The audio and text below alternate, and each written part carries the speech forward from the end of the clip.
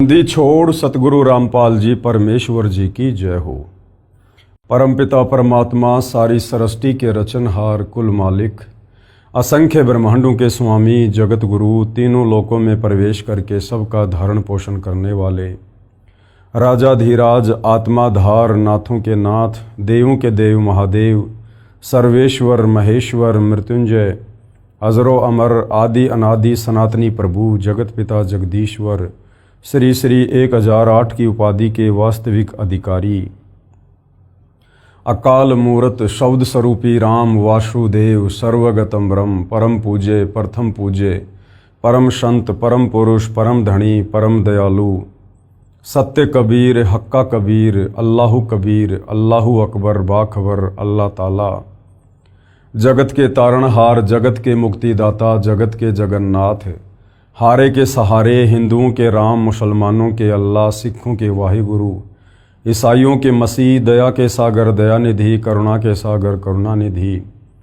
स्वयंभू परिभू संकट मोचन कष्ट हरण मंगल करण दुख भंजन अविगत कबीर निर्विकार निर्विषम परमात्मा अलय अलेख सतगुरु आदि अनादि सतगुरु असली मर्यादा पुरुषोत्तम असली राम असली कृष्ण असली घनश्याम असली मुरारी राजाओं के राजा महाराजाओं के महाराजा शहंशाहों के शहंशाह सम्राटों के सम्राट भगवानों के भगवान अल्लाहों के अल्लाह प्रभुओं के प्रभु मसीहाओं के मसीह सच्चे वाहिगुरु बाबाओं के बाबा पीरों के पीर सेठों के सेठ जगत सेठ सावड़सा सेठ सर्वगुण संपन्न अनंत कोटि कलाओं के स्वामी अनंत कोटि ब्रह्मांडों के नायक योगियों में महायोगी ध्यानियों में महाध्यानी सिद्धों में परम सिद्ध ज्ञानियों में तत्वज्ञानी ब्रह्मज्ञानी महाज्ञानी परम ज्ञानी सर्वश्रेष्ठ ज्ञानी विज्ञानी युवा कबीर समर्थ कबीर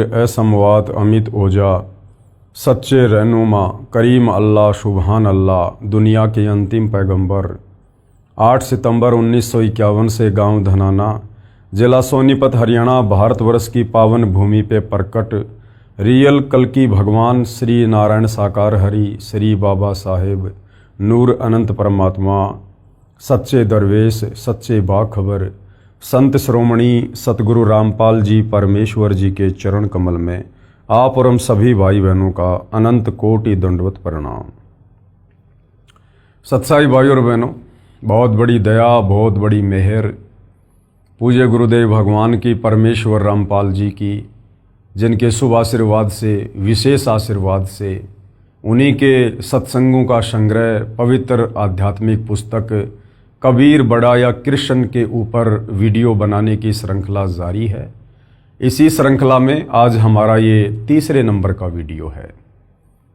ये पवित्र पुस्तक कबीर बड़ा या कृष्ण विशेषकर हिंदू समाज में परमात्मा चाहने वाली आत्माओं के लिए वरदान सिद्ध होगी यदि आपने इस पुस्तक पर बन रहे तमाम वीडियो निष्पक्ष होकर रुचि लेकर धैर्यपूर्वक देख लिए तो, क्योंकि ये पवित्र पुस्तक कबीर बड़ा या कृष्ण विशेषकर हिंदू समाज के चारों वेद पवित्र गीता जी और 18 पुराण इन तमाम सदग्रंथों के ज्ञान से प्रमाणित है। यानी चारों वेदों का गीता जी का और 18 पुराणों का निष्कर्ष निकाल कर आप जियों के लिए सतगुरु रामपाल जी परमेश्वर जी ने इस पुस्तक को लिखा है। तो भाई और बहनों, यदि वास्तव में आप परमात्मा प्रेमी हैं, यदि आपको परमेश्वर चाहिए, आपको मोक्ष प्राप्त करना है, तो आपने इस पुस्तक को अवश्य पढ़ना चाहिए या फिर ये तमाम वीडियो आपने अवश्य देखने चाहिए। अभी तक इस पुस्तक के ऊपर 2 वीडियो बन चुके हैं। यदि आपने नहीं देखे हैं तो आपने अवश्य देखने चाहिए ताकि आपको इस पुस्तक में लिखित आगे का अमृत ज्ञान भली भांति समझ में आ सके। तो सर्वप्रथम हमने सृष्टि रचना को मौखिक रूप से सुना है और धीरे धीरे हमारे सदग्रंथ उस सृष्टि रचना को प्रमाणित भी कर रहे हैं। आगे इस पवित्र पुस्तक में करते भी रहेंगे। सारे प्रमाण आप जियों के समक्ष प्रस्तुत किए जाएंगे। साथ में हमें ब्रह्मा विष्णु महेश की स्थिति के विषय में भी पूज्य गुरुदेव भगवान ने बताया कि ये कितने भगवान हैं, किस लेवल के भगवान हैं, शास्त्रों के अनुसार श्री ब्रह्मा, श्री विष्णु, श्री महेश पूजा के योग्य देव है या नहीं है। आज भाइयों और बहनों, इसी कड़ी में हम आगे बढ़ेंगे। आज का हमारा टॉपिक है कौन कितना प्रभु, यानी कौन कितना बड़ा भगवान है, कौन किस लेवल का परमात्मा है।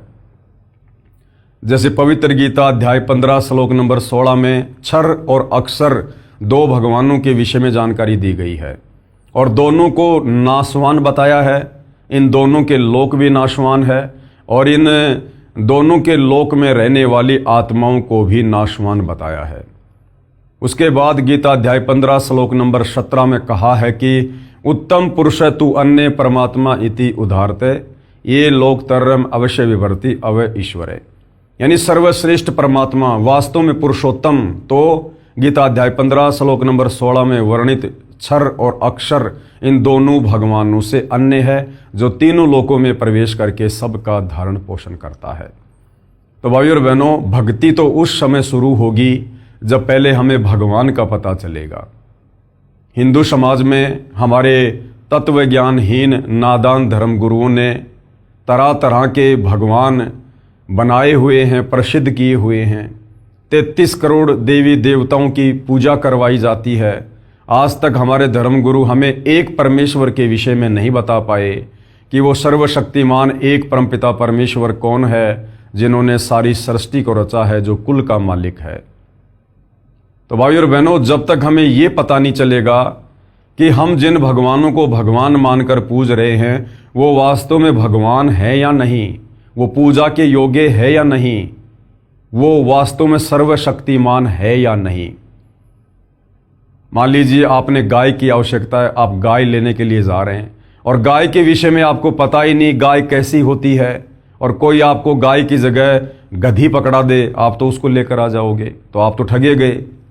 तो इसी प्रकार हम सदियों से भक्ति और भगवान के नाम पर ठगे जा रहे हैं। हमें आज तक कोई भगवान के विषय में बताने वाला नहीं मिला कि भगवान कैसा है। किसी ने साकार बता दिया, किसी ने निराकार बता दिया, किसी ने कुछ बता दिया। तो जब तक हमें ये पता नहीं चलेगा कि वास्तव में एक पूर्ण परमात्मा कौन है, कैसा है, कहाँ रहता है, साकार है या निराकार है, मिलता है या नहीं मिलता है, उसकी भक्ति विधि कहाँ है, उसकी प्राप्ति के मंत्र क्या हैं, तब तक हमारी भक्ति कैसे शुरू होगी। तो सतगुरु रामपाल जी परमेश्वर सर्वप्रथम हमें यही बता रहे हैं कि कौन कितना प्रभु है। इस पुस्तक में श्री ब्रह्मा जी, श्री विष्णु जी, श्री शिव जी, श्री देवी दुर्गा जी, श्री काल ब्रह्म जी यानी क्षर ब्रह्म यानी क्षर पुरुष, और श्री पर ब्रह्म जी यानी अक्षर ब्रह्म यानी अक्षर पुरुष, तथा परम अक्षर ब्रह्म जी यानी परम अक्षर पुरुष यानी संत भाषा में जिसे सत्य पुरुष कहते हैं, की यथा स्थिति बताई है, जो संक्षिप्त में इस प्रकार है। यानी ब्रह्मा विष्णु महेश, ब्रह्मा विष्णु महेश की माता देवी दुर्गा, ब्रह्मा विष्णु महेश के पिता काल ब्रह्म जिसको क्षर पुरुष ज्योति निरंजन भी कहते हैं, उसके बाद अक्षर पुरुष जो सात संग ब्रह्मांड का स्वामी है, और उसके बाद परम अक्षर ब्रह्म, परम अक्षर पुरुष, सत्य पुरुष यानी कबीर देव। तो इनमें सर्वशक्तिमान सर्वश्रेष्ठ प्रभु कौन है, ये शास्त्रों से ही हमें गुरुदेव भगवान निष्कर्ष निकालकर बता रहे हैं। परम अक्षर ब्रह्म यानी कबीर देव, जिसका वर्णन गीता अध्याय 8 श्लोक 3, 8, 10 तथा 20 और 22 में, तथा गीता अध्याय 2 श्लोक नंबर 17, गीता अध्याय 15 श्लोक नंबर 17, गीता अध्याय 18 श्लोक 46, 61, 62, 66 में है। जिसकी शरण में जाने के लिए गीता ज्ञान बोलने वाले ने अर्जुन को कहा है। गीता बोलने वाला कौन है? ये काल ब्रह्म है, ब्रह्मा विष्णु महेश का पिता है, जो महाभारत के युद्ध के दौरान श्री कृष्ण जी के शरीर में प्रवेश करके गीता जी का ज्ञान बोल रहा है। तो इस गीता ज्ञान दाता काल ब्रह्म ने अर्जुन को क्या कहा है परम अक्षर ब्रह्म के विषय में, परमेश्वर के विषय में?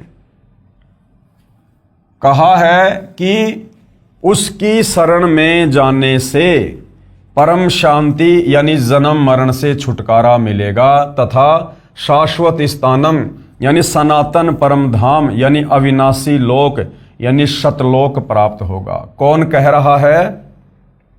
गीता का ज्ञान देने वाला भगवान अपने से अन्य उस परम अक्षर ब्रह्म सत्य पुरुष कबीर देव की ओर संकेत कर रहा है इन तमाम गीता जी के श्लोकों में कि अर्जुन, मैं सर्वश्रेष्ठ परमात्मा नहीं हूं, मैं सर्वश्रेष्ठ प्रभु नहीं हूं।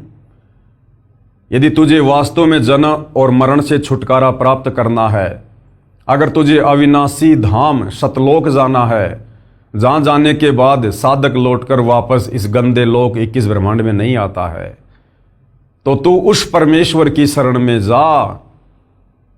कौन से परमेश्वर की शरण में? उस कबीर देव की शरण में।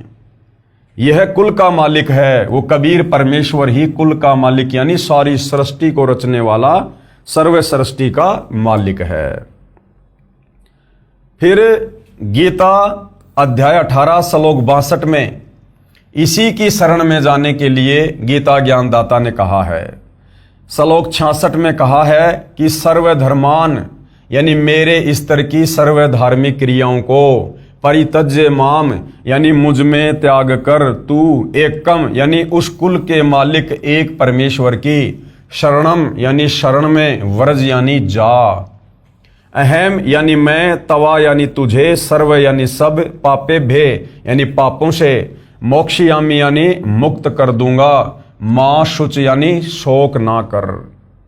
कौन कह रहा है? गीता अध्याय 18 श्लोक नंबर 62 में गीता ज्ञान दाता काल ब्रह्म अर्जुन से कह रहा है कि अर्जुन, सर्वधर्मान परित्यज्य माम एकम शरणम व्रज अहम तवा सर्व पापे भे मोक्षयामी मा शुच। कि अर्जुन, तू मेरे स्तर की जितनी भी भक्ति कमाई है, धार्मिक अनुष्ठानों की कमाई है, वो तू मुझ में समर्पित कर दे और उस एकम जिसके समान कोई दूसरा ना हो, जिसकी शरण में जाने के लिए बार बार गीता ज्ञानदाता अर्जुन को कह रहा है कि एकम शरणम व्रज, तो उस अद्वितीय एक परमपिता परमेश्वर सर्वश्रेष्ठ भगवान की शरण में जा। मैं तुझे सब पापों से मुक्त कर दूंगा, तू शोक मत कर। तो गीता ज्ञानदाता जो हिंदुओं का भगवान है, परमात्मा है, वो अपने से अन्य किसी और सर्वश्रेष्ठ परमात्मा परम अक्षर ब्रह्म कबीर देव की शरण में जाने को अर्जुन को कह रहा है। तो फिर विचार करो, वर्तमान में उस गीता ज्ञानदाता की शरण में रहकर, जो कि काल ब्रह्म है, जिसका ओम मंत्र है, फिर भला उसकी शरण में रहकर हम कैसे मुक्ति प्राप्त कर सकते हैं, जो खुद अपने से अन्य किसी और को सर्वश्रेष्ठ परमात्मा बता रहा है।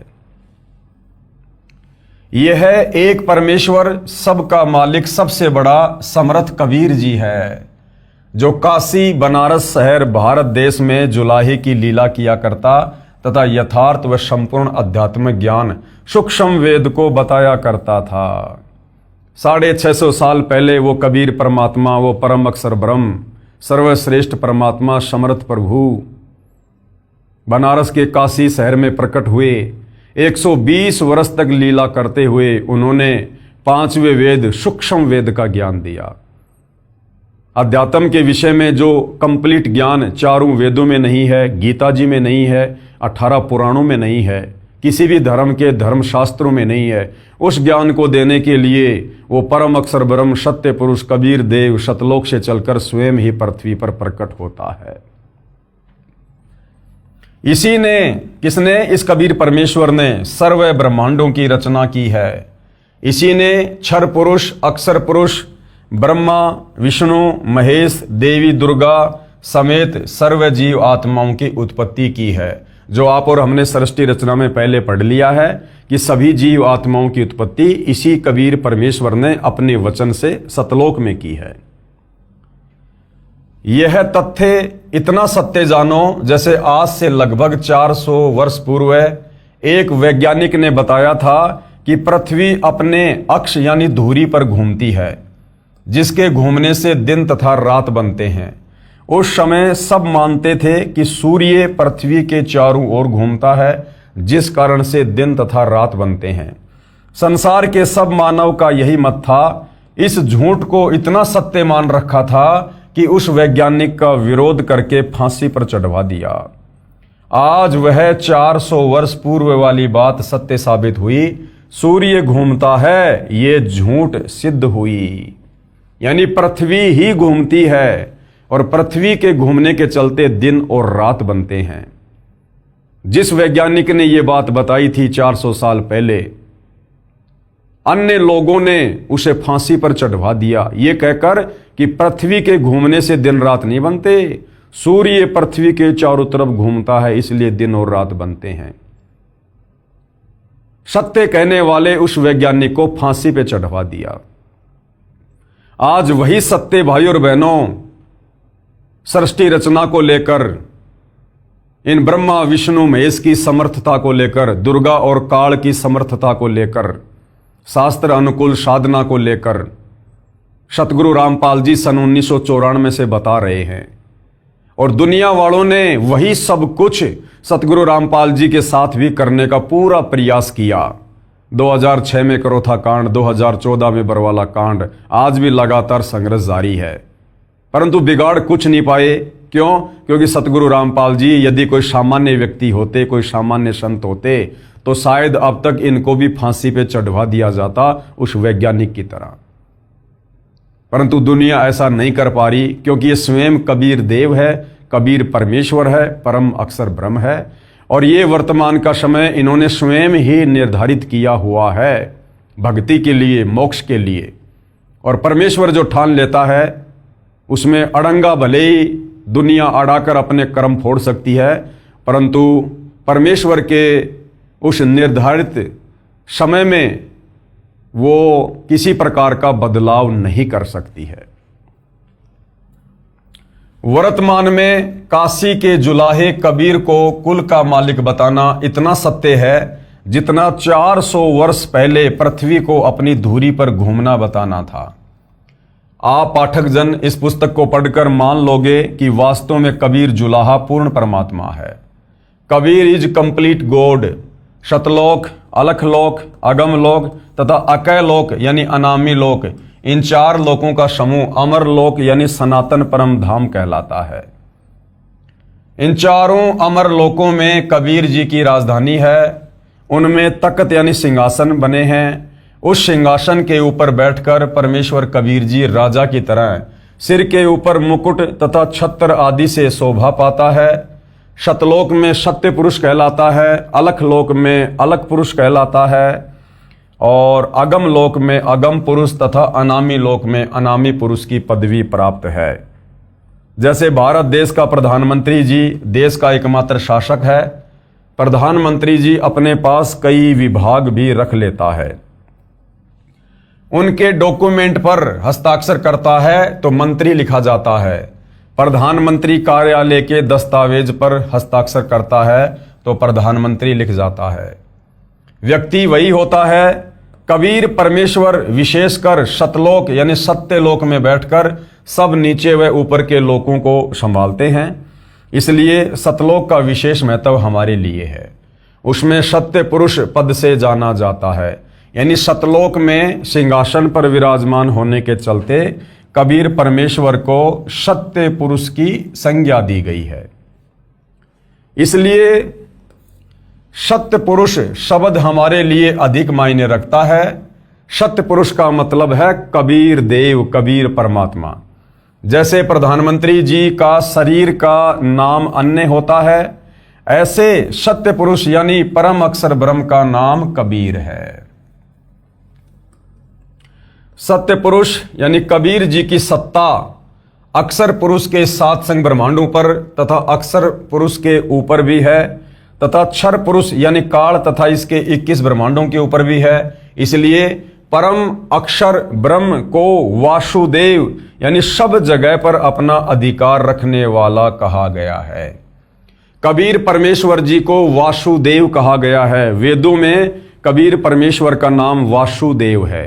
वासुदेव का मतलब होता है जिसकी सत्ता, जिसका साम्राज्य सबके ऊपर है। तो सृष्टि रचना में हमने पढ़ा कि अक्षर पुरुष को 7 संग ब्रह्मांड कबीर परमात्मा ने ही दिए, और इस काल को 21 ब्रह्मांड भी कबीर परमात्मा ने ही दिए। इसलिए कबीर परमेश्वर वास्तव में वासुदेव है, क्योंकि इनकी सत्ता काल और अक्षर पुरुष के सर्व ब्रह्मांडों के ऊपर है। गीता अध्याय 7 श्लोक नंबर 19 में इसी वासुदेव के विषय में कहा है। अब श्री ब्रह्मा जो कि रजगुण है, श्री विष्णु जो कि सतोगुण युक्त है तथा श्री शिव जी जो कि तमोगुण की स्थिति बताता हूं। गुरुदेव कहते हैं कि अब आपको श्री ब्रह्मा, श्री विष्णु, श्री महेश की स्थिति से परिचित करवाता हूं कि ये किस लेवल के भगवान हैं, ये कितने समर्थ हैं। अभी हमने कबीर परमेश्वर की समर्थता के विषय में पढ़ा कि कबीर परमेश्वर सर्व सृष्टि के मालिक हैं, सर्व ब्रह्मांडों के रचयिता हैं, इनकी सत्ता सर्व ब्रह्मांडों के ऊपर है, इसलिए इनको वासुदेव भी कहा जाता है। इनके बराबर और कोई शक्ति सृष्टि में नहीं है।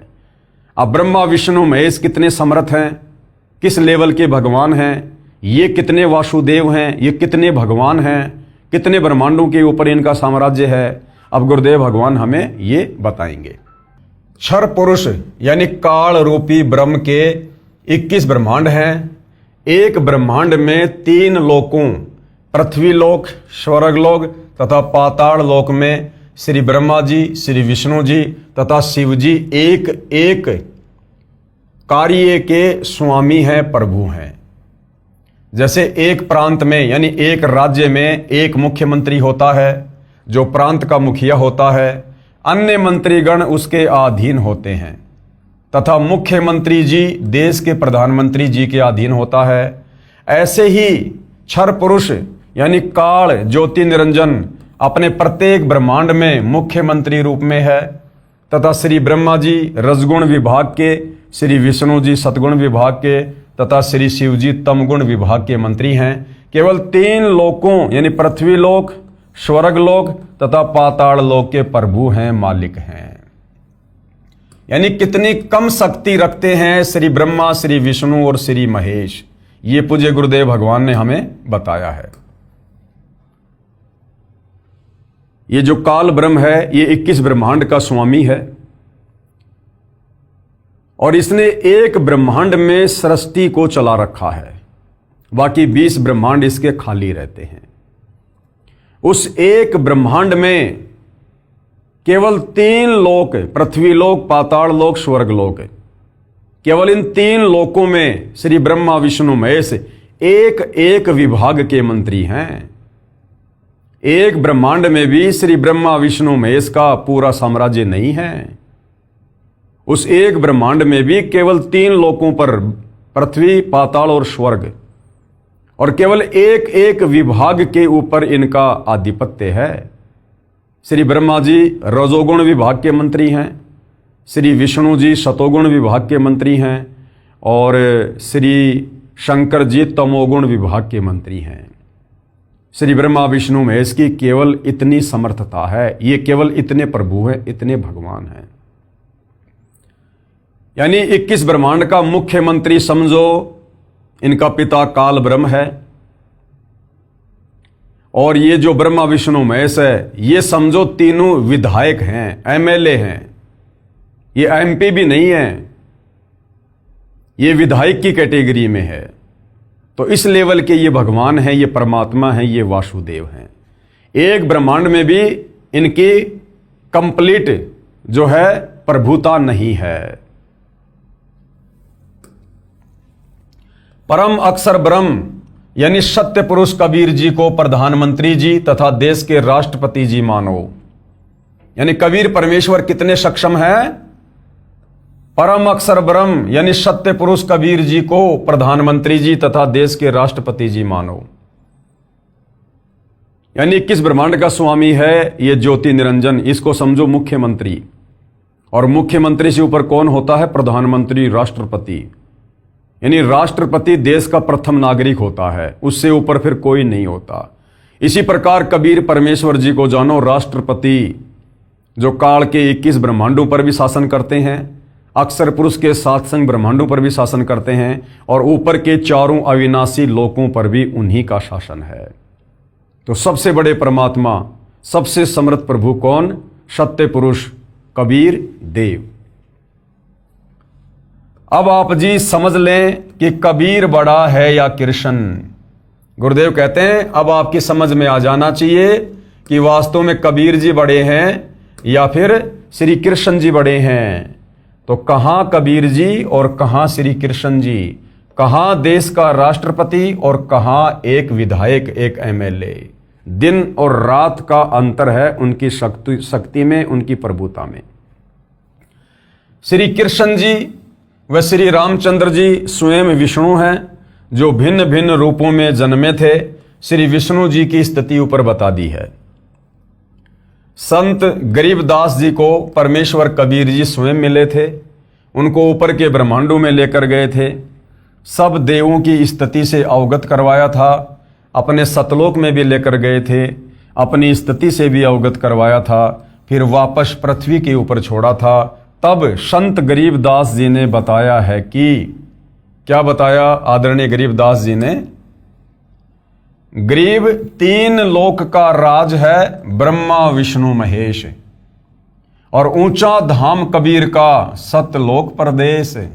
कि ब्रह्मा विष्णु महेश तो केवल 21 ब्रह्मांडों में, केवल एक ब्रह्मांड में, और तीन लोक पृथ्वी पाताल स्वर्ग, इन तीनों लोकों में केवल एक एक विभाग के मंत्री हैं, रजोगुण सतोगुण तमोगुण।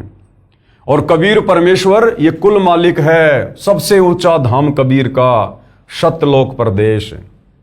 गरीब अनंत कोटि ब्रह्मांड का एक रति नहीं भार, और सतगुरु पुरुष कबीर है ये कुल के सृजनहार। काल के 21 ब्रह्मांड, अक्षर पुरुष के सातसंग ब्रह्मांड, ऊपर के चारों लोक, उनमें अनंत द्वीप, सारी रचना इस कबीर परमेश्वर ने स्वयं की है। अधिक जानकारी आगे इसी पुस्तक में पढ़ेंगे। धार्मिक भावनाओं को ठेस, जो भाई बहन ये सोचते हैं कि सतगुरु रामपाल जी हमारे देवता श्री ब्रह्मा विष्णु महेश जी को छोटा बताकर, और ये तो हमारे देवताओं की निंदा कर रहे हैं, हमारी धार्मिक भावनाओं को ठेस पहुंचा रहे हैं, तो उन नादान आत्माओं के लिए सतगुरु रामपाल जी क्या कह रहे हैं? यदि कोई सज्जन पुरुष, स्त्री या पुरुष, उस अंध श्रद्धालु को कहे कि आप जिस देवी देवता को इष्ट मानकर जो साधना कर रहे हो ये गलत है, इससे आपको कोई लाभ नहीं मिलेगा, आपका मानव जीवन नष्ट हो जाएगा, आप देवी देवताओं की पूजा इष्ट मानकर ना करो, आप मूर्ति की पूजा ना करो, आप धामों तथा तीर्थों पर मोक्ष मकसद से ना जाओ, आप श्राद्ध ना करो, पिंडदान ना करो, 13वीं 17वीं क्रिया या अस्थियां उठाकर गति करवाने के लिए मत ले जाओ, आप व्रत मत करो, इसके स्थान पर अन्न जल करने में संयम करो, न अधिक खाओ न बिल्कुल भूखे रहो, आप अपने धर्म के शास्त्रों में बताए भक्ति मार्ग के अनुसार साधना करो। यानी ये सारी की सारी जो क्रिया हैं ये ना करने की हैं, गीता जी मना कर रही है। तो इस विषय में जब किसी व्यक्ति को बताया जाता है, समझाया जाता है, जो व्यक्ति इन देवी देवताओं को इष्ट मानकर पूजा करता है, तो वो लोग क्या कहते हैं? वह अंध श्रद्धावान यदि उस सज्जन पुरुष से कहे कि आप अच्छे व्यक्ति नहीं हो, आपने हमारी धार्मिक भावनाएं आहत की हैं, चला जा यहां से वरना तेरी हड्डी पसली एक कर दूंगा, जोर जोर से शोर मचाने लगता है, उसके शोर को सुनकर उसी क्षेत्र के उसी तरह उन्हीं देवी देवताओं व तीर्थ धामों के उपासकों का हुजूम इकट्ठा हो जाता है और बात धर्म गुरुओं तक पहुंच जाती है। धर्म गुरु भी वही शास्त्र विरुद्ध मनमाना आचरण करने कराने वाले होते हैं।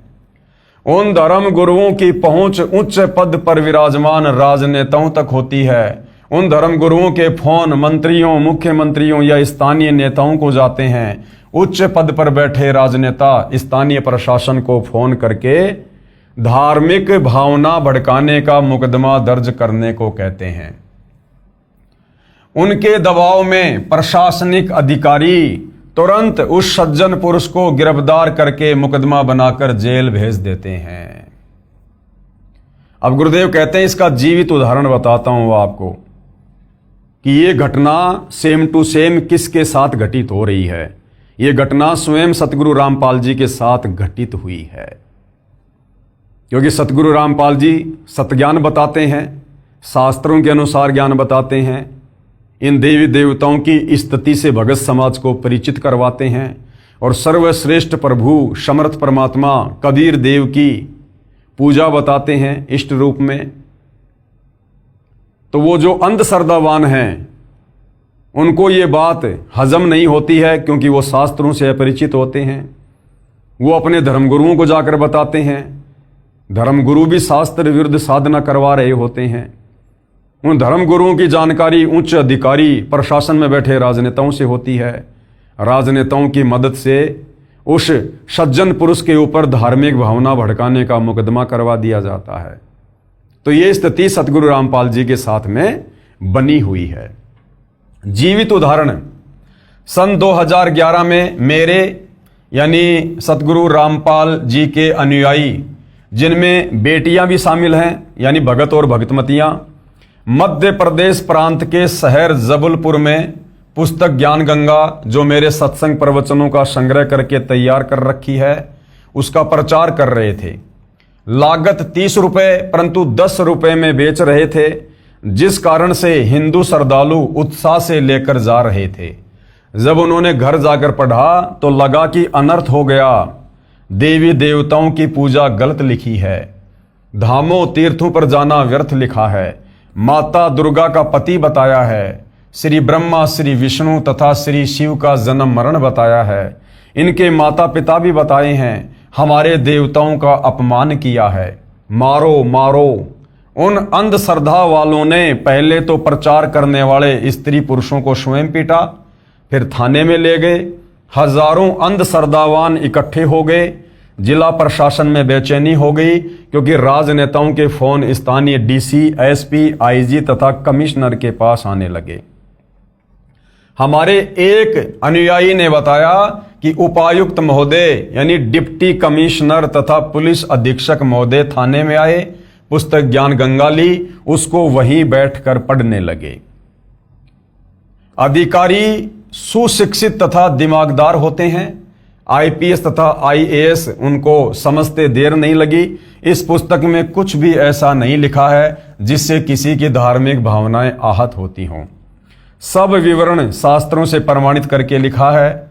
सुबह 10 बजे से शाम के 5 बजे तक अधिकारी गण मुकदमा दर्ज करने से बचते रहे, परंतु उन अंधश्रद्धावानों ने मध्य प्रदेश के विधानसभा के अध्यक्ष ने पुनः फोन पर कहा कि अधिकारी केस दर्ज नहीं करना चाहते। तब विधानसभा अध्यक्ष ने अधिकारियों को धमकाया तो प्रशासन ने मजबूरन धार्मिक भावनाओं को भड़काने का मुकदमा आईपीसी की धारा 295A के तहत दर्ज करके लगभग 35 स्त्री पुरुषों को जेल भेज दिया। मुकदमा नंबर 201 दिनांक 8/5/2011, थाना मदन महल जबलपुर। विधानसभा अध्यक्ष ने अपने पद का दुरुपयोग करके पाप किया, उसका फल भी परमात्मा ने उसे तुरंत दिया। वह विधानसभा अध्यक्ष 2 महीने बाद ही मृत्यु को प्राप्त हुआ। उसका नाम था ईश्वरदास रोहाणी। इस मुकदमे को माननीय हाई कोर्ट जबलपुर में समाप्त करने की अर्जी MCRC नंबर 13577/2013 लगाई, जो माननीय उच्च न्यायालय जबलपुर मध्य प्रदेश ने वह मुकदमा दिनांक 20/7/2017 को खत्म कर दिया, क्योंकि पुस्तक में सर्व ज्ञान शास्त्र प्रमाणित मिला। लेकिन सन 2011 से 2017 तक निचली अदालतों में तारीखों पर तारीखें पड़ी, उन पर सर्व 35 अनुयायी अपना कार्य छोड़कर गए। किराया लगा, दिहाड़ी छोड़ी, वित्तीय नुकसान तथा परेशानी उन अंधश्रद्धावानों के हित के लिए झेली कि वे इस पुस्तक में लिखे शास्त्रों के प्रमाणों को आंखों देखकर शास्त्र विधि रहित साधना त्याग कर शास्त्रोक्त साधना करके अपने जीवन को धन्य बनाएं। क्योंकि श्रीमद् भगवद गीता अध्याय 16 श्लोक 23-24 में प्रमाण है। इन दोनों श्लोकों का वर्णन पुस्तक में आगे किया है, वहां पर हम पढ़ेंगे। अब गुरुदेव कह रहे हैं धार्मिक भावना, अपने धर्म की धार्मिक क्रियाओं तथा परमात्मा से संबंधित पूजा पद्धति के प्रति गहरी आस्था को धार्मिक भावना कहते हैं। धार्मिक भावनाओं को आहत करना, किसी के धर्म में चल रही पूजाओं तथा उसके परमात्मा के ऊपर बिना आधार के कटाक्ष या आलोचना करना धार्मिक भावनाओं को ठेस पहुंचाना है। तर्क वितर्क, किसी विषय पर अपनी राय देना, अन्य की राय का खंडन करना व अपनी का महिमा मंडन करना, अन्य द्वारा अपने सिद्धांत का समर्थन करना, उसके विचारों को गलत बताना, यह तर्क वितर्क है। इसमें किसी ग्रंथ को आधार माना जाए तो समाधान है, अन्यथा झूठा झगड़ा है। लेखक का उद्देश्य, यानी सतगुरु रामपाल जी कह रहे हैं कि इस पुस्तक का जो लेखक है उसका मकसद, उसका उद्देश्य किसी की धार्मिक भावनाओं को ठेस पहुंचाना नहीं है, परंतु शास्त्रों को आधार मानकर तर्क वितर्क किया है। सभी शास्त्रों के प्रमाण को आधार रूप में देकर यथार्थ आध्यात्मिक ज्ञान तथा मोक्ष मार्ग को उजागर किया है। यदि इसे धार्मिक भावनाओं का आहत होना माना जाए तो दुर्भाग्य की बात है। मेरा यानी लेखक का उद्देश्य है कि विश्व के मानव को परमात्मा की खोज में इधर उधर भटकने से बचाकर प्रमाणित तथा लाभदायक शास्त्रोक्त आध्यात्मिक ज्ञान व साधना बताऊं, उनके मानव जीवन की रक्षा करूं। यदि ये धार्मिक भावनाओं को आहत महसूस होगा तो कोई बात नहीं, फिर तो ये करना आवश्यक है। गुरुदेव भगवान कहते हैं, यदि तुम्हारे ही धर्मशास्त्रों से प्रमाणित करके तुम्हें पूजा पाठ भक्ति विधि बताई जा रही है जो बिल्कुल सत्य है, और यदि फिर भी तुम्हें लगता है कि नहीं, हमारी धार्मिक भावनाओं को हमारे देवी देवताओं की निंदा करके जो है भड़काया जा रहा, ठेस पहुंचाई जा रही है, तो गुरुदेव भगवान कहते हैं फिर ये धार्मिक भावनाओं को ठेस पहुंचाना बहुत जरूरी है तुम्हारी आत्मा के कल्याण के लिए। यदि तुमने इस मनुष्य जन्म में शास्त्र अनुकूल साधना नहीं की और यदि मोक्ष से वंचित रह गए तो अगले जन्म में लक 84 में गधे कुत्ते सूअर बनकर घूमोगे। तो तुम्हारे को उस महाकष्ट से बचाने के लिए तुम्हारी उन धार्मिक भावनाओं को ठेस पहुंचाना बहुत जरूरी है, शास्त्रों के आधार पर। उदाहरण दे रहे हैं गुरुदेव। उदाहरण, एक समय एक लड़के ने कुछ बच्चों को पार्क में एक लकड़ी के खंबे पर चढ़ते उतरते खेलते देखा। उसने गली में खड़े बिजली के खंबे पर चढ़ना प्रारंभ किया। एक सज्जन पुरुष ने उसे देखा और दौड़कर उसे ऐसा करने से रोका। बच्चा रोने लगा। माता पिता को बताया कि एक व्यक्ति ने मुझे खेलने से रोका। वह व्यक्ति उसी गली में रहता था। माता पिता उस बच्चे को लेकर उस व्यक्ति के पास गए और कारण जाना तो पता चला कि उस व्यक्ति ने तो बच्चे के जीवन की रक्षा की है। बच्चे के माता पिता गए तो थे झगड़ा करने के मकसद से, परंतु उस व्यक्ति के उपकार का धन्यवाद करके आए। तो अगर जरा भी समझ, अगर जरा भी कॉमन सेंस या बुद्धि अगर पढ़ा लिखा हिंदू समाज रखता है तो सतगुरु रामपाल जी तो महाउपकार का कार्य कर रहे हैं।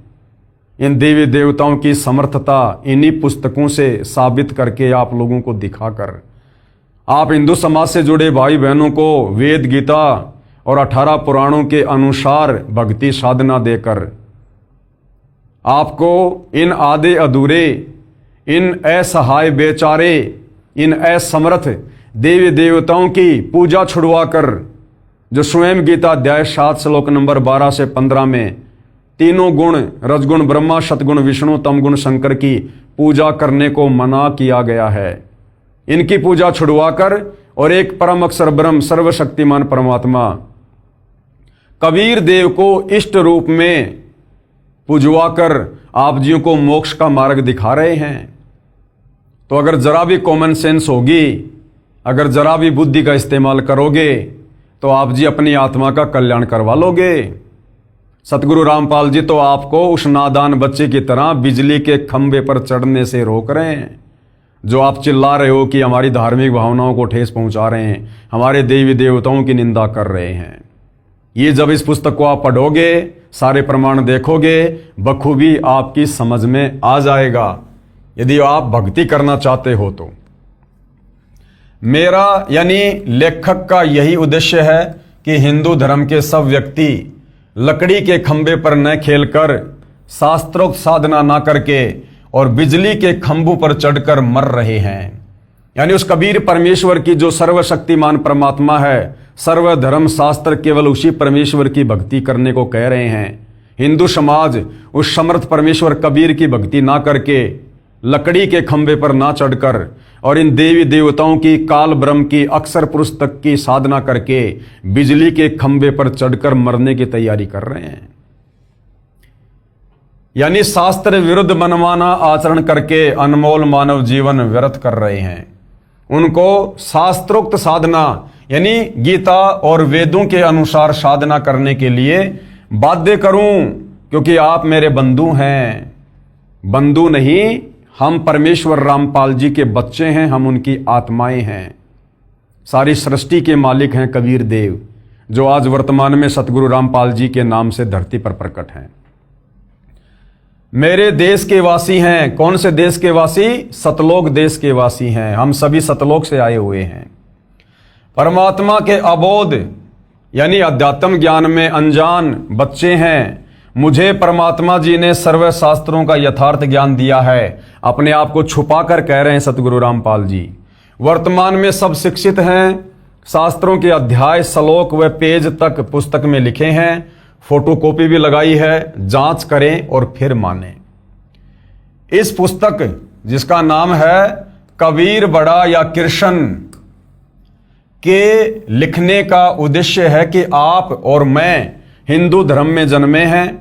आप और हम अवश्य जन्मे हैं, परंतु सतगुरु रामपाल जी का जन्म नहीं है। ये स्वयंभू परमात्मा है। लीला परमेश्वर कुछ भी कर सकते हैं। ये आपको आगे धीरे धीरे समझ में आएगा। आप और मैं हिंदू धर्म में जन्मे हैं। पहले ये दास यानी रामपाल दास भी आप वाली साधना लोक वेद वाली ही किया करता था। परमात्मा की कृपा से एक तत्वदर्शी संत मिल गए। उन्होंने शास्त्रों से प्रमाण बताकर मेरी शास्त्र विरुद्ध साधना जो वर्तमान में हिंदू धर्म में प्रचलित है, ब्रह्मा विष्णु महेश वाली, उसको छुड़वाकर शास्त्रों में लिखी सत्य साधना का उपदेश देकर मेरे मानव जीवन को नष्ट होने से बचाया। उस महापुरुष यानी मेरे पूज्य गुरुदेव श्री राम देवानंद जी महाराज की मेरी 101 पीढ़ी एहसानमंद रहेगी। ये केवल भाइयों और बहनों एक खेल है, एक लीला है। सतगुरु रामपाल जी तो स्वयं कबीर परमेश्वर हैं, गुरुओं के गुरु हैं, संत शिरोमणि हैं, जगत गुरु हैं। इनको इस सृष्टि का कोई भी जीव उपदेश नहीं दे सकता, ज्ञान नहीं दे सकता। लेकिन यहाँ वो कबीर परमात्मा एक आम संत के रूप में प्रकट होकर आम व्यक्ति की लीला करके और एक अच्छी आत्मा को मुंह बोला गुरु बनाकर गुरु शिष्य परंपरा को बनाकर रखते हैं। उस आधार से गुरुदेव यहाँ पर अपने मुंह बोले गुरुदेव श्री राम देवानंद जी को महिमा दे रहे हैं। कबीर परमेश्वर जी ने सूक्ष्म वेद में कहा है कि कबीर पीछे लाग्या जाऊ था लोक वेद के साथ। यानी जैसे दुनिया दंत कथाओं के आधार पर, लोक वेद के आधार पर, शास्त्र विरुद्ध साधना के आधार पर लगी हुई थी पूजा पाठ में, कहते हैं हम भी उसी हिसाब से चल रहे थे। पीछे लाग्या जाऊ था लोक वेद के साथ और मार्ग में सतगुरु मिले दीपक दीन्या हाथ। लेकिन मुझे आगे चलकर इस भक्ति मार्ग में सच्चा गुरु मिल गया और उन्होंने मेरे हाथ में तत्व ज्ञान रूपी दीपक दे दिया। यानी मुझे शास्त्र अनुसार साधना पर लगा दिया। अर्थात बताया है कि एक साधक अपने धर्म में लोकवेद क्या होता है? दंत कथा, यानी सुनी सुनाई बात जिसका कोई आधार ना हो। यानी सुनी सुनाई बातों के आधार से जो शास्त्र प्रमाणित साधना नहीं थी, साधना करता हुआ भक्ति मार्ग पर चला जा रहा था, यानी तीर्थ धामों पर भटक रहा था। उस मार्ग में यानी भक्ति करते करते तत्वदर्शी संत मिल गया जिसने शास्त्रों का ज्ञान करवाया। यानी जैसे अंधेरे में भटक रहे व्यक्ति को दीपक मिल जाए तो वह मार्ग पर चलता है, कुमार्ग को त्याग देता है। जैसे आप और हम सभी भगत भाई बहन सतगुरु रामपाल जी परमेश्वर जी की शरण में आने से पहले हम उस लोकवेद दंत कथा के आधार से शास्त्र विरुद्ध साधना कर रहे थे। जो जैसी भक्ति बता देता था, कोई व्रत बता देता था, कोई पैदल यात्रा बता दिया करता, कोई मंदिर मस्जिद की भक्ति बता दिया करता। हम सब क्रियाएं कर रहे थे क्योंकि हमें अध्यात्म का ज्ञान नहीं था। आगे चलकर हमें तत्वदर्शी संत मिल गए, सतगुरु रामपाल जी मिल गए, और उन्होंने हमें शास्त्रों से प्रमाणित करके भक्ति साधना बताई। अर्थात वो तत्व ज्ञान रूपी दीपक गुरुदेव ने आप और हमें दे दिया। उसकी रोशनी में हम भ्रमने भटकने से बच गए और शास्त्र अनुकूल साधना पर लग गए। उसी प्रकार मैं यानी साधक यानी भगत उस तत्व ज्ञान रूपी शास्त्रों के ज्ञान रूपी दीपक की रोशनी में चलने लगा और मंजिल को प्राप्त किया। सूक्ष्म वेद में कहा है, सूक्ष्म वेद क्या है? पांचवा वेद। जैसे 4 वेद हैं, यजुर्वेद, ऋग्वेद, सामवेद, अथर्ववेद। लेकिन जो पांचवा वेद है जिसमें कंप्लीट अध्यात्म का ज्ञान है, जिसको सूक्ष्म वेद कहते हैं, तो पांचवा वेद सूक्ष्म वेद क्या कहता है? जिसको स्वयं परमात्मा आकर ही बताते हैं। सत्य भक्ति करे जो हंसा, क्या कह रहे हैं परमात्मा? सत्य भक्ति करे जो हंसा, तारों तास के इकोत्तर वंशा। जो भगत तत्वदर्शी संत से उपदेश लेकर शास्त्र अनुकूल साधना करने लग जाता है, उसका तो मोक्ष होता ही होता है। पीछे से उसकी 101 पीढ़ी का परमात्मा उद्धार करता है। समय आने पर उनको भी मोक्ष देता है। संत भाषा में इकोत्तर का मतलब होता है 101। तो मालिक कहते हैं सत्य भक्ति करे जो हंसा, हंसा यानी भगत, तारों तास के इकोत्तर वंशा, उसकी 101 पीढ़ियों का उद्धार करूंगा। शब्दार्थ, परमात्मा जी ने कहा है कि जो साधक शास्त्रोक्त सत्य साधना भक्ति करता है तो मैं उसकी 101 पीढ़ी को संसार सागर से पार कर दूंगा, यानी पूरे वंश का मोक्ष कर दूंगा। प्रिय पाठकों, मेरी यानी लेखक की तो 71 पीढ़ी निसंदेह पार होगी। मेरे को दीक्षा देने का अधिकार मेरे पूज्य गुरुदेव श्री राम देवानंद जी ने दिया है। जो भगत भगतमती मेरे से दीक्षा लेकर यानी सतगुरु रामपाल जी से उपदेश लेकर शास्त्र विरुद्ध पुरानी भक्ति साधना त्याग कर और शास्त्रोक्त साधना अपनी आंखों से शास्त्रों में देखकर विश्वास के साथ आजीवन करेगा, वह तथा उसकी इकोत्तर यानी 101 पीढ़ियां भवसागर से पार हो जाएंगी। कृपया विश्वास के लिए पढ़िए इसी पुस्तक के पेज नंबर 445 पर परमात्मा कबीर जी की भक्ति से हुए भक्तों को लाभ अध्याय में। शास्त्रोक्त साधना तथा शास्त्र विधि त्याग कर मनमाना आचरण साधना में क्या अंतर है? क्या कह रहे हैं परमात्मा? एक होती है शास्त्रोक्त साधना, यानी गीता, वेद, कुरान, पुराण, बाइबल, इन सब के अनुसार जो प्रमाणित भक्ति साधना है उसको कहते हैं शास्त्रोक्त साधना, यानी शास्त्र अनुकूल भक्ति साधना। दूसरा होता है शास्त्र विधि त्याग कर मनमाना आचरण, यानी गीता, वेद, कुरान, पुराण, बाइबल के विरुद्ध जो मनमानी भक्ति करता है, मनमाने मंत्रों का जाप करता है, उस साधना में क्या अंतर है? तो सतगुरु रामपाल जी क्या समझा रहे हैं? उत्तर है यह ऊपर बता दिया है कि जो शास्त्र विरुद्ध भक्ति साधना करता है उसको कुछ भी आध्यात्मिक लाभ नहीं होता। गीता अध्याय 16 श्लोक नंबर 23 और 24 की अर्जुन, जो शास्त्र विधि को त्याग कर मनमाना आचरण करता है उसको ना तो परम सिद्धि प्राप्त होती है ना परम गति प्राप्त होती है, अर्थात उसको कोई आध्यात्मिक लाभ नहीं होता। शास्त्र अनुकूल साधना करने से सर्व लाभ मिलते हैं, जैसे वर्तमान में सतगुरु रामपाल जी के द्वारा प्रदान की जा रही शास्त्र अनुकूल साधना से उनके भक्तों को अद्वितीय आध्यात्मिक और भौतिक लाभ प्राप्त हो रहे हैं। अब गुरुदेव कहते हैं शंका, कुछ व्यक्ति कहते हैं कि रामपाल जी श्री ब्रह्मा जी, श्री विष्णु जी तथा श्री शिव जी की पूजा छुड़वाता है। तो गुरुदेव भगवान क्या समाधान कर रहे हैं? ये सरासर गलत है। मैं यानी लेखक इन देवताओं को शास्त्रोक्त साधना करने के मूल मंत्र देता हूं। गुरुदेव कहते हैं मैं किसी देवी देवता की भक्ति पूजा नहीं छुड़वाता, मैं तो आप लोगों को आप ही के धर्मशास्त्रों से प्रमाणित करके इन देवताओं के सच्चे मंत्र देता हूं, मूल मंत्र, बीज मंत्र।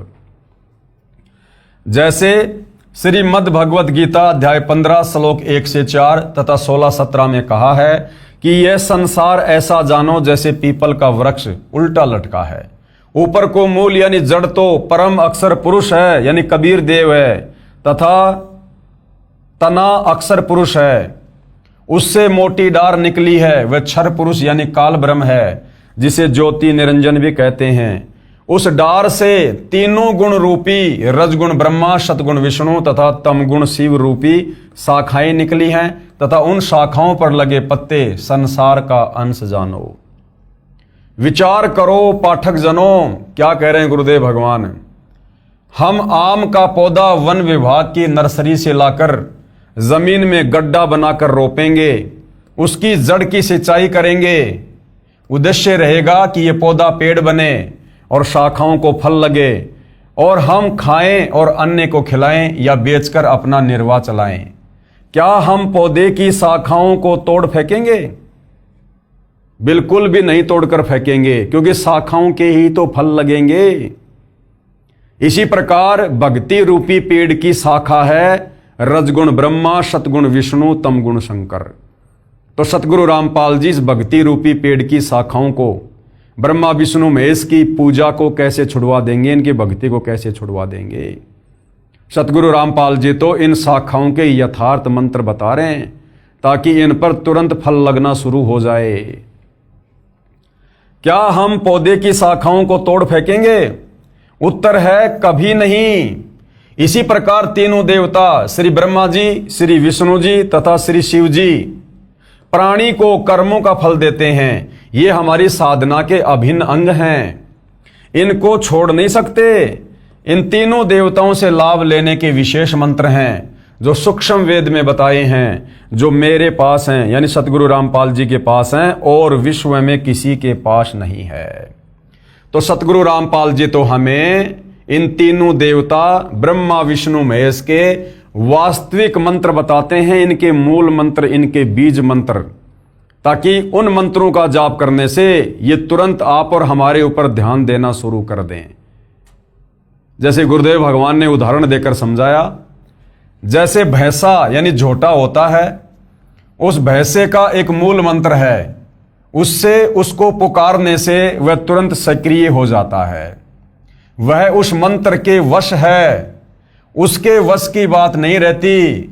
और वो मंत्र है हुर्र हुर्र, जिसको सुनते ही भैंसे के कान खड़े हो जाते हैं। इस मंत्र का प्रयोग वह व्यक्ति करता है जिसने अपनी भैंस को भैंसे से गर्भ धारण करवाना होता है। यदि उस पशु को उसके प्रचलित नाम भैंसा भैंसा करके पुकारें तो वह टस से मस नहीं होता। ठीक इसी प्रकार इन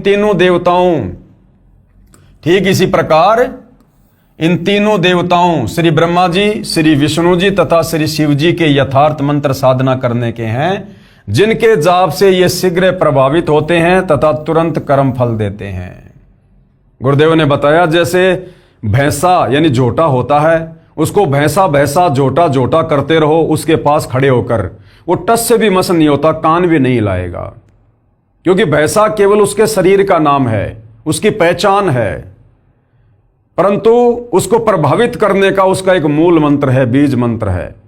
धीरे से कह दो हुर्र रही, तुरंत वो भैंसा कान खड़ा करके देखेगा कि मुझे कौन पुकार रहा है। वो हुर्र उसका मंत्र है। उस हुर्र की आवाज को सुनकर तुरंत उसने कान खड़े कर लिए, जबकि पहले हम भैंसा भैंसा कह रहे थे, वो सुन भी नहीं रहा था।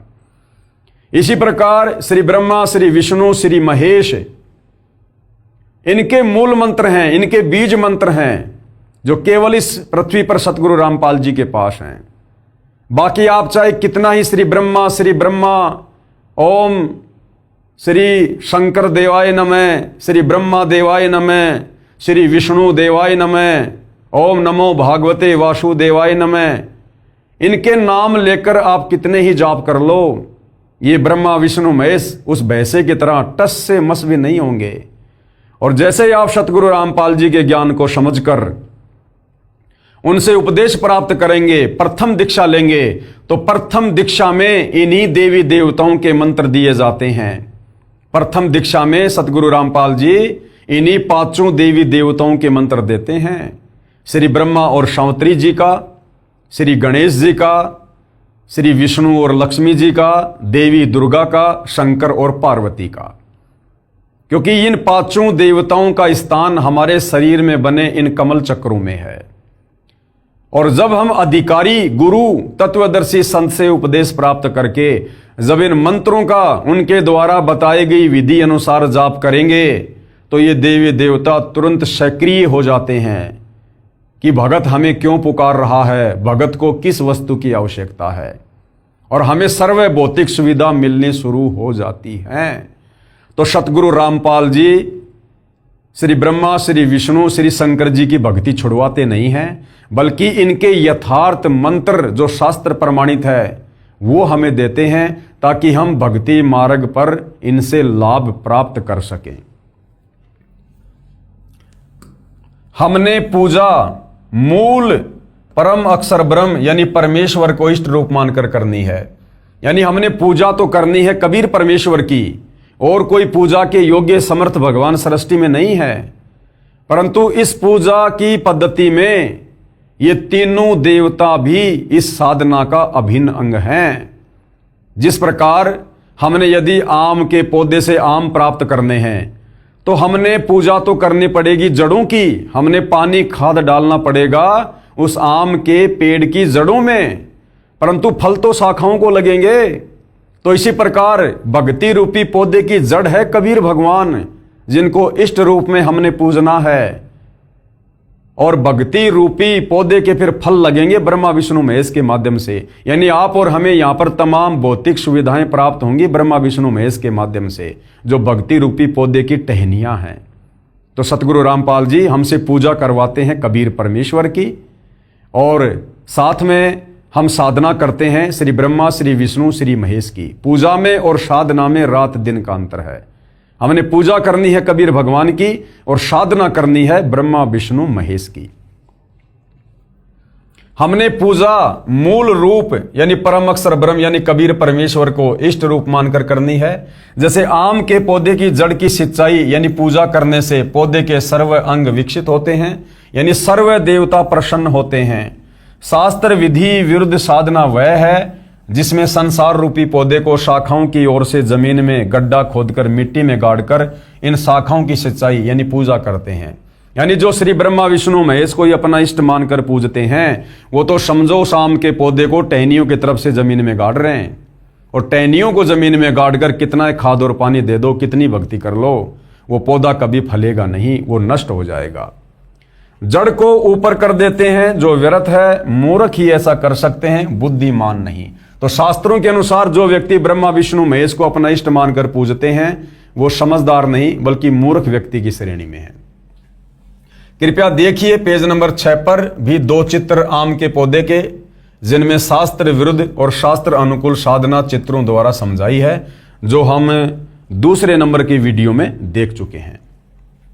यह तत्व ज्ञान परमेश्वर कबीर जी ने बताया है तथा मेरे पूज्य गुरुदेव श्री राम देवानंद जी की कृपा व आशीर्वाद से मुझे समझ आया है।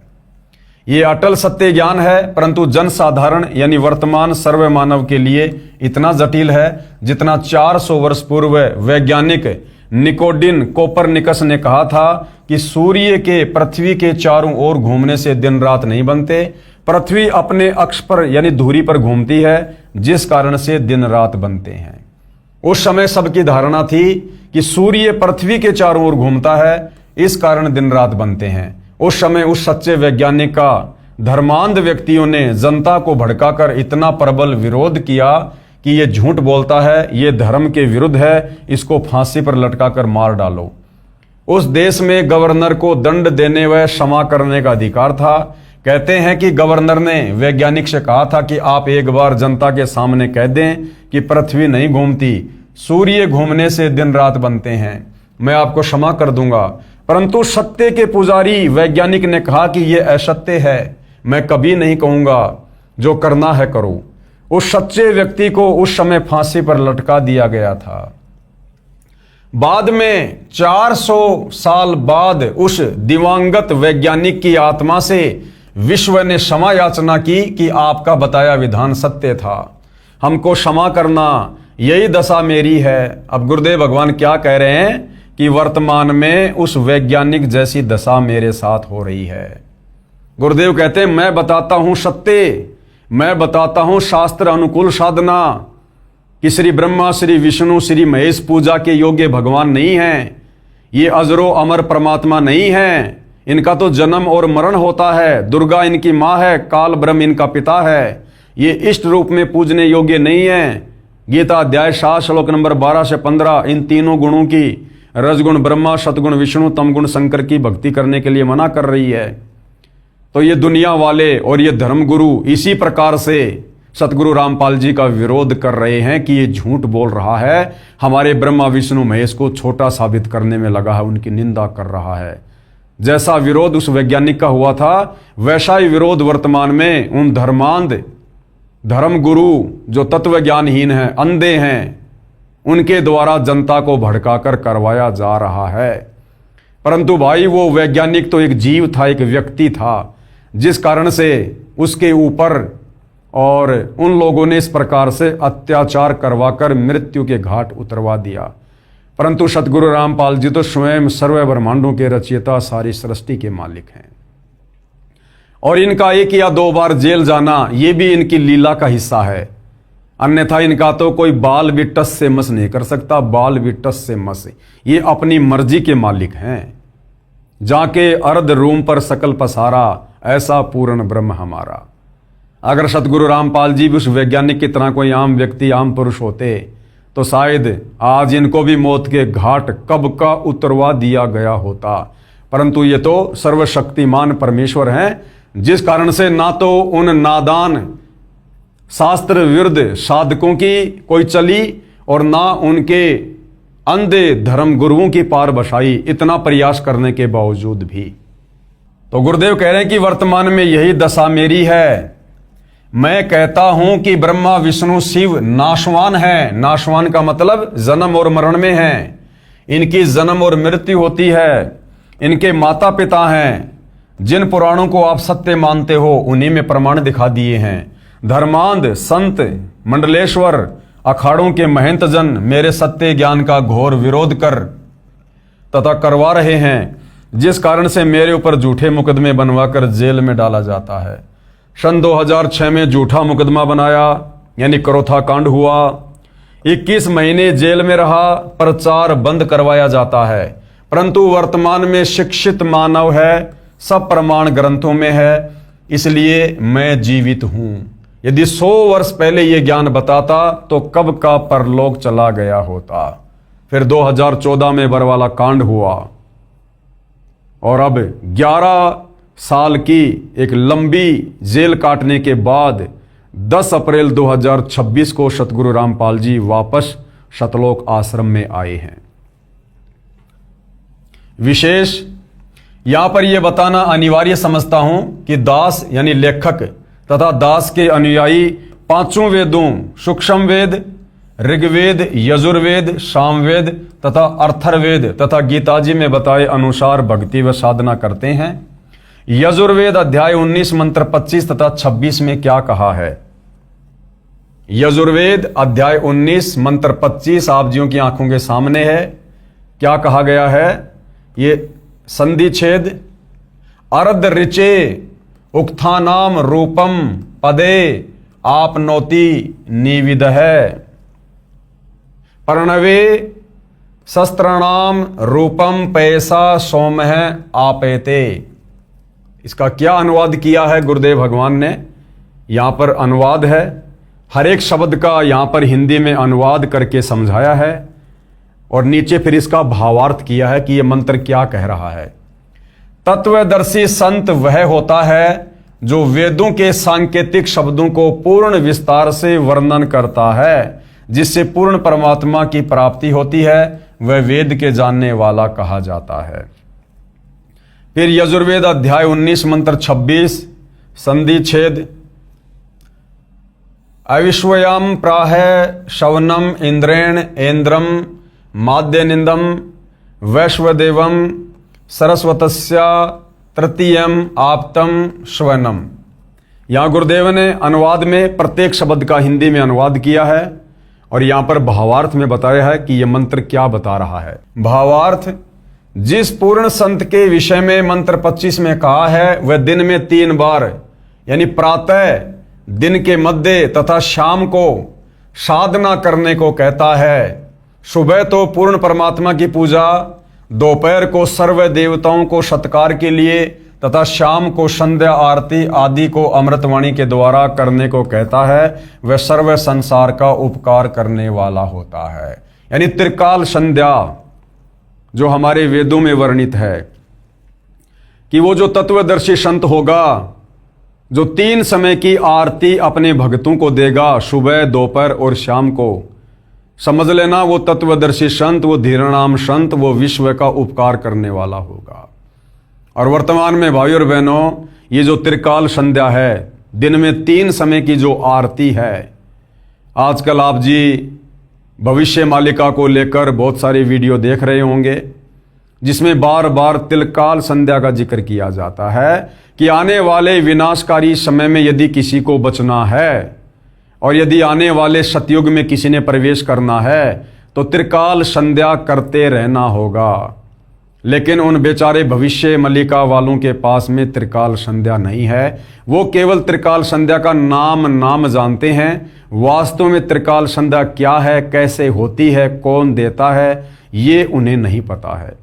तो ये त्रिकाल संध्या सतगुरु रामपाल जी के पंथ में है और उनके भगत दिन में 3 बार इसे प्रतिदिन करते हैं। जैसा कि इन वेद मंत्रों में स्पष्ट किया है कि तत्वदर्शी संत शास्त्रों के सांकेतिक शब्दों को ठीक से समझता व समझाता है, गूढ़ रहस्यों को उजागर करता है, 3 समय की स्तुति प्रतिदिन करने को कहता है यानी त्रिकाल संध्या करने को कहता है, स्वयं भी करता है तथा अनुयायियों से भी करवाता है। हम यानी लेखक तथा मेरे अनुयायी 3 समय सुबह, दोपहर तथा शाम को स्तुति यानी आरती करते हैं। दोपहर को 12 बजे के बाद विश्व के सर्व देवी देवताओं की स्तुति यानी सम्मान आरती करते हैं।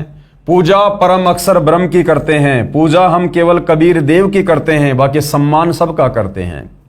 जैसे देश के राजा यानी प्रधानमंत्री जी को मुखिया रूप में विशेष सम्मान देते हैं तथा अन्य मंत्रियों व अधिकारियों को भी नमस्कार करते हैं, वे अच्छे नागरिक होते हैं। इसी प्रकार हम पूजा तो परम अक्षर ब्रह्म यानी कबीर देव की करते हैं तथा सम्मान सबका करते हैं। श्री ब्रह्मा, श्री विष्णु, श्री महेश, श्री दुर्गा, काल ब्रह्म, अक्षर पुरुष, सम्मान हम सबका करते हैं। परंतु हमारे जो पूज्य देव हैं वो हैं कबीर परमेश्वर।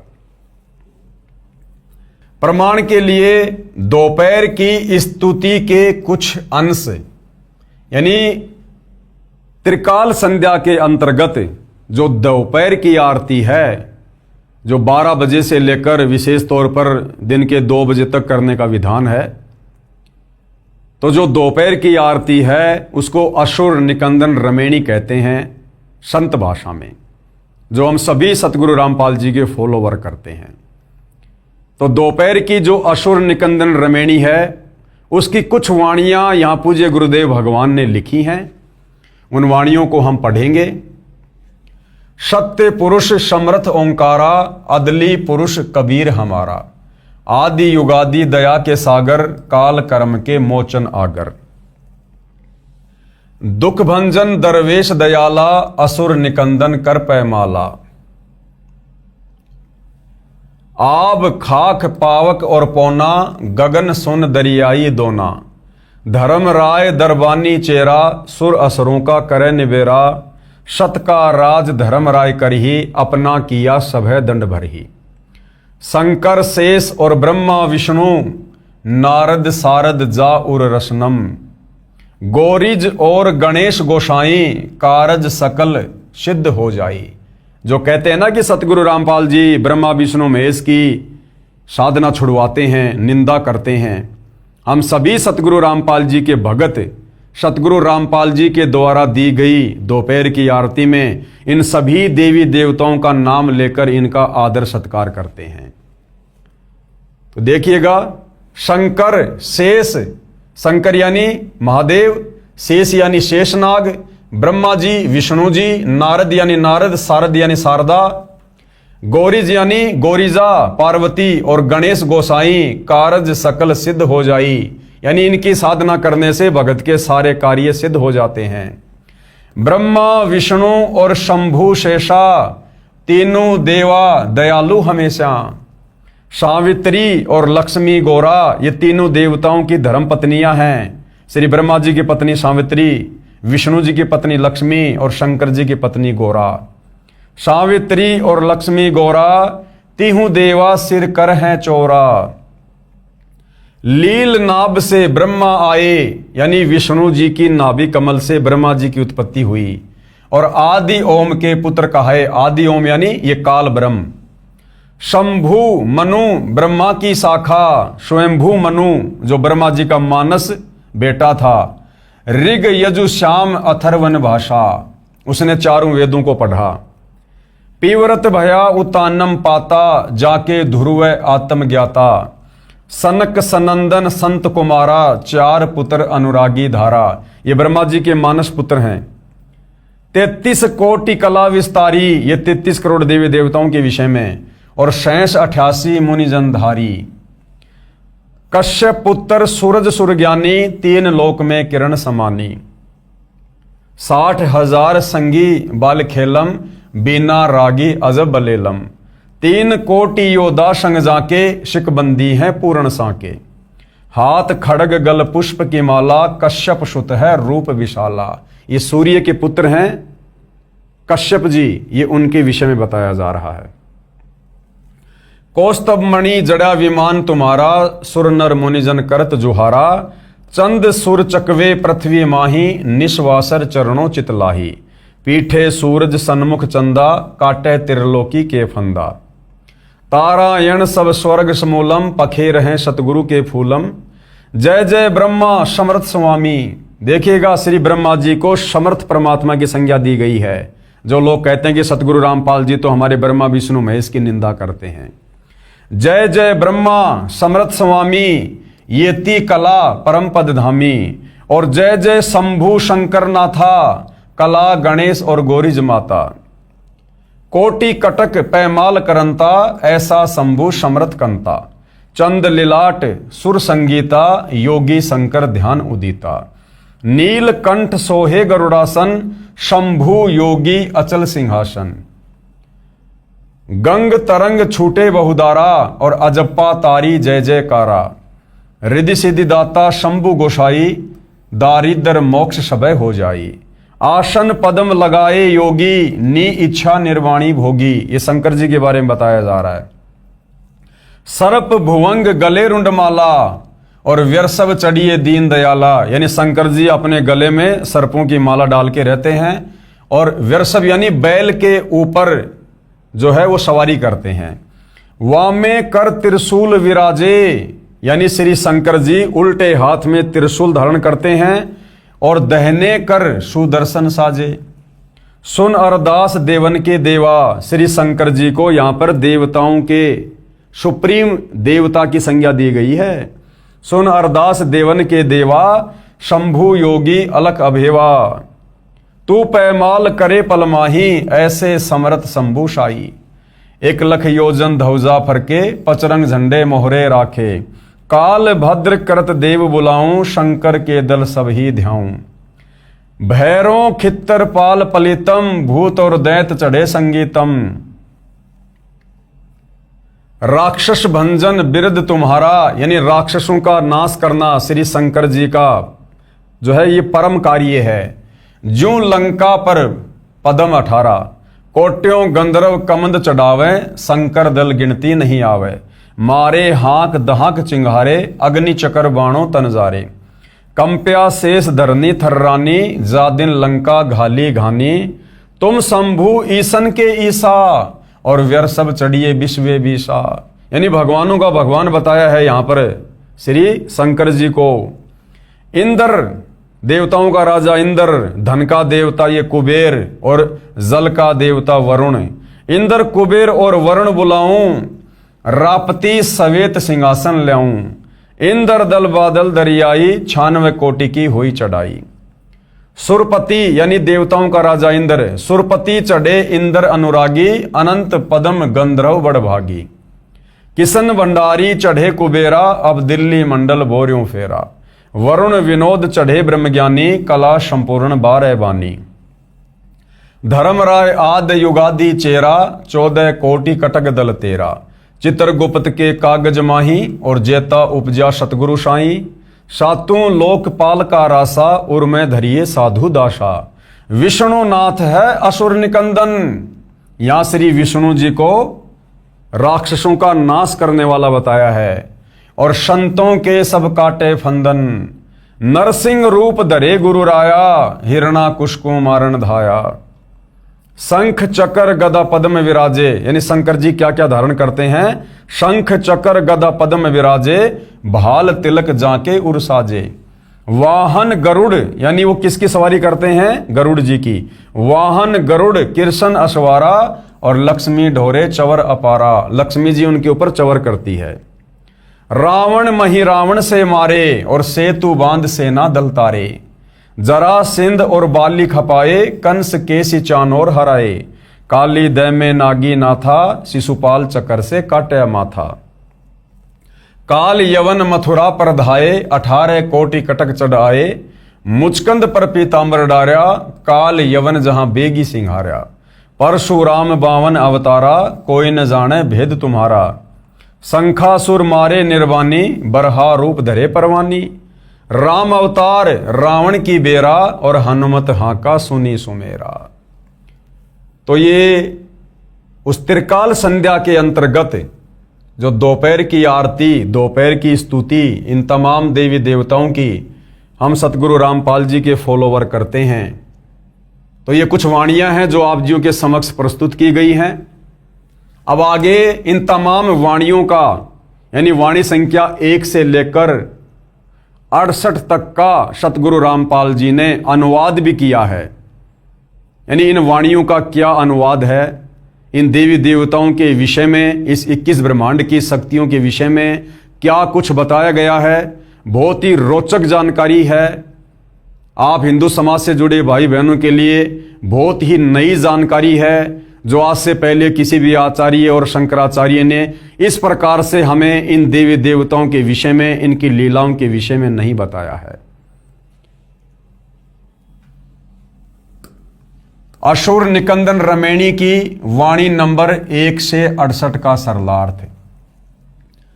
तो भाइयों और बहनों, इन वाणियों के ऊपर विशेष तौर से सतगुरु रामपाल जी ने जो अनुवाद किया है, सरलार्थ किया है, उसके ऊपर ज्ञान चर्चा, साध संगति, सतगुरु महिमा हम कल के वीडियो में करेंगे। यदि आज हम इन वाणियों का सरलार्थ करेंगे तो वीडियो बहुत लंबा हो जाएगा।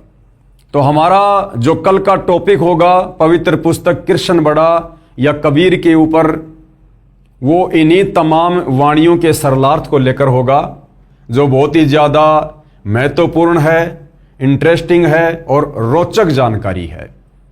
तो हिंदू समाज से जुड़े भाई बहनों को ये वीडियो अवश्य देखना चाहिए। इस पवित्र पुस्तक कबीर बड़ा या कृष्ण के ऊपर बन रहे वीडियो अवश्य देखने चाहिए, ताकि हम अपने ही धर्म ग्रंथों से परिचित हों।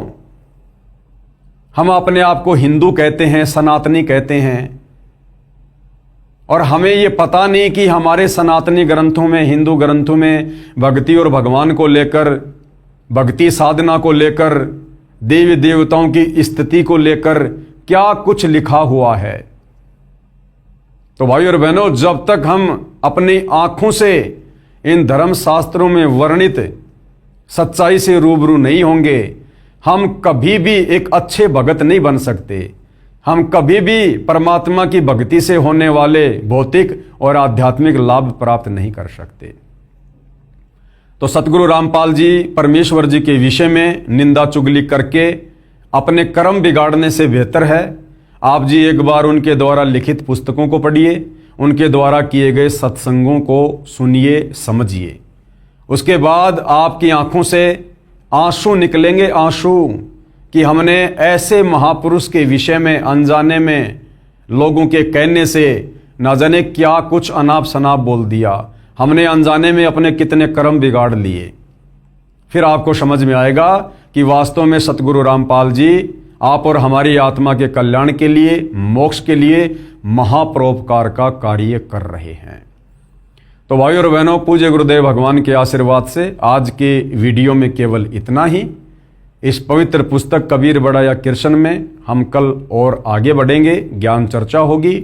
तब तक पूज्य गुरुदेव भगवान हम सबको आज्ञा दे, आशीर्वाद दे, सद्बुद्धि दे, मार्गदर्शन करे, हमें भ्रमने और भटकने से बचाए।